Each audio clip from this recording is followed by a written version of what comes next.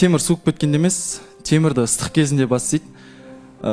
Сәті кеп тұрған сияқты Балауса ханым, енді алдыңғы қателігім жасамас үшін жобадан да шығып кеттім, білесіздер.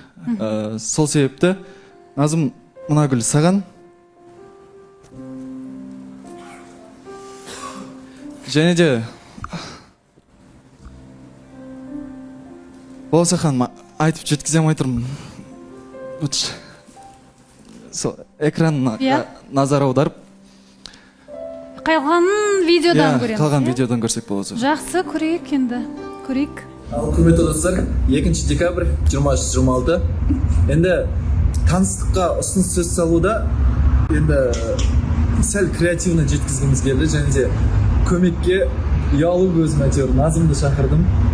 Осындай жағдай болайын деп жатыр, осындай таныстыққа ұсыныс сөз салайын деп жатырмын деп. Енді көмек сұрағаны бар. Назым? Перизат, не обижайся, это все был пранк. Все, рахмет. Бұл Перизатқа арналған пранк.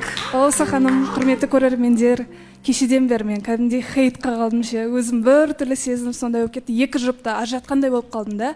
Бірақ Нұрсұлтан мен 2 жылдан бері келе жатқан досым, жақын тартам, өзім інімде почти көремін. Көмек сұрағаннан кейін көмектестім. Әйтпесе бұндай нәрсе келіспес едім. Тек қана екеуі бақытты болсын деймін, сол ғана. Және де бұл Перизат сізге арналған пранк болды.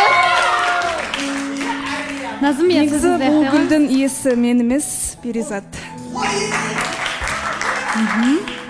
Басын шайқап жатыр енді Перизат.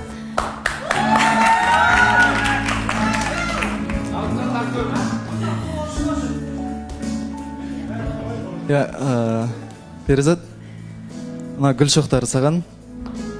Мен білесің, жаңада өзі де айта кетті, мен сенен басқа ешкімді көзім көрмейді.